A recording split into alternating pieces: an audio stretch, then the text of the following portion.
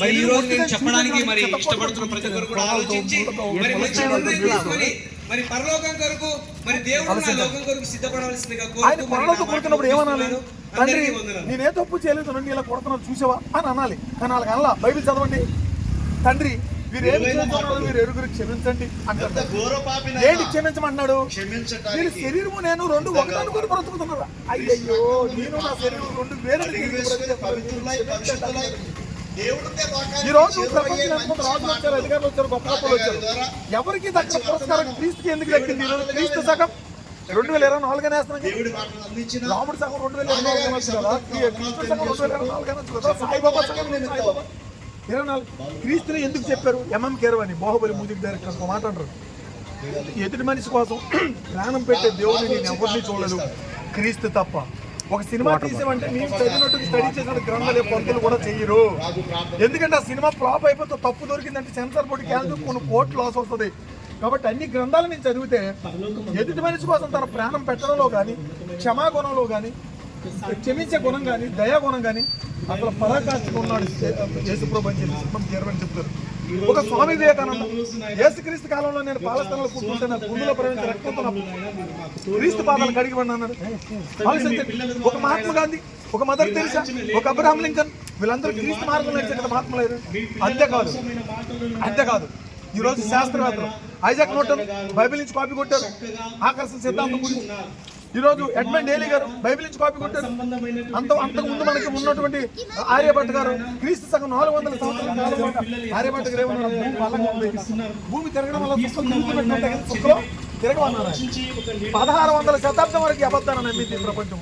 1600 శతాబ్దం ఇంగ్లాండ్ దేశానికి సంబంధించిన ఎడ్మండ్ ఏలియన్ ఎందుకు పెట్టారంటే 72 సంవత్సరాలు నక్షత్రం దగ్గరకు వెళ్ళిపోతుందో అప్పుడు వరకు చుక్కలు కదులుతానని సంగతి ఎవరో తెలియదు.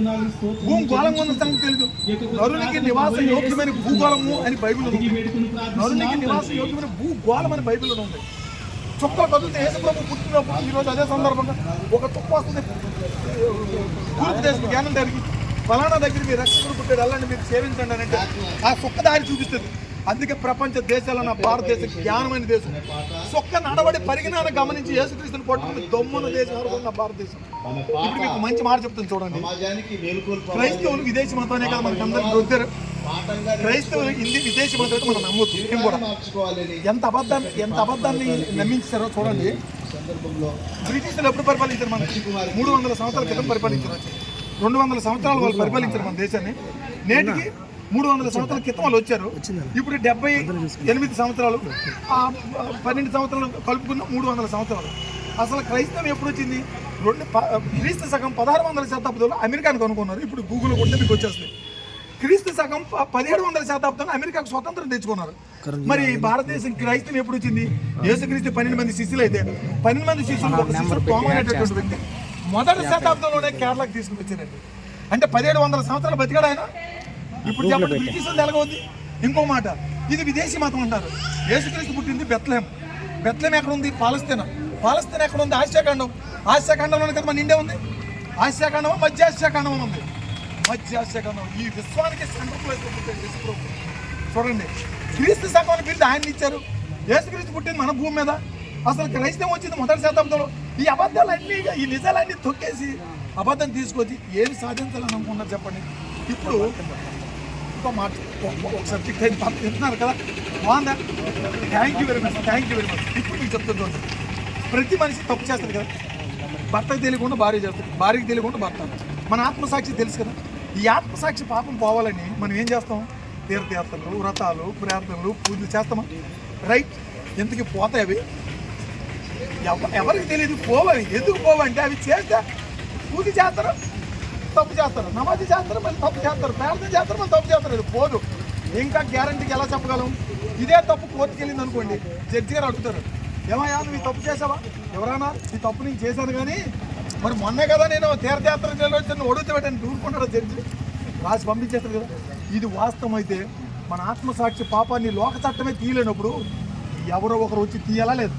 ఈ ఆత్మసాక్షి పాపను బాంబే పేల్చేయగలమా? కత్తిపడతో పోయగలమా? ఎవరో ఒకరు తీయలేదా? పాపులను రక్షించడానికి యేసుక్రీస్తు లోకంలో వచ్చిన బైబిలే చెప్పింది.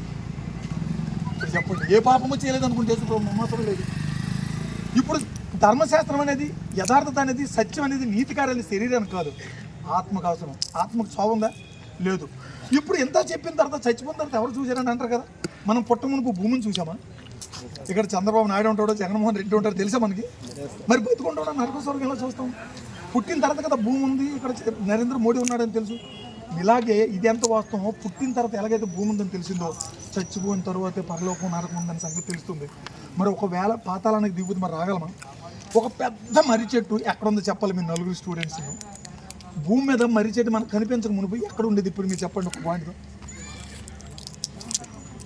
పెద్ద మర్రి చెట్టు చూసారు మీరే అనుకున్నాను. పెద్ద మర్రి చెట్టు మనకు భూమి మీద పెద్ద చెట్లు కనిపిస్తున్నాయి కదా, ఆ చెట్టు మనకు కనిపించక ముందు ఎక్కడ ఉండేది? చిన్న గింజలో బంధింపబడిందే కాదు. ఆ గింజ చస్తే కదా చెట్టు బయటకు వచ్చింది. ఇది ఎంత వాస్తవం? విశ్వస్వరూపమైన దేవుని ఆత్మ 6 అడుగులు దేవుని బంధించాడు. యాస్, ఈ దేహం ఎప్పుడైతే వదిలేస్తుందో అప్పుడు ఆత్మ శరీరంతో చేసే క్రియలు బట్టి స్వర్గమా నరకమా వెళ్ళిపోతుంది. ఇప్పుడు ఇప్పుడు లాస్ట్ మీకు ఫస్ట్ సబ్జెక్ట్ వచ్చేస్తాం ముగించుకుంటాం, రైట్? చాలా జాగ్రత్త. మొట్టమొదట ఇన్ని సత్యాన్ని దాచేసి అసత్యాన్ని బయటికి తీసుకొచ్చినటువంటి చరిత్ర మన దేశంలో పాలిటిక్స్ దెబ్బకొట్టింది. దీని వెనక అసలు కుట్ర మీకు చెప్తుంది చూడండి. మనకి ధర్మశాస్త్రం అర్థం కాకుండా చేసింది. ఫస్ట్ ధర్మశాస్త్రం అర్థం కాకుండా చేసింది. మంత్రాలు చదివి ముందు మనకు మంత్రాలు నేర్పాలా లేదా? ఇప్పుడు చెప్పండి. అచ్యుతోమ సద్గమయ తమసోమ జ్యోతిర్గమయ ముత్తరం అమృతం శ్లోకం ఉంది కదా.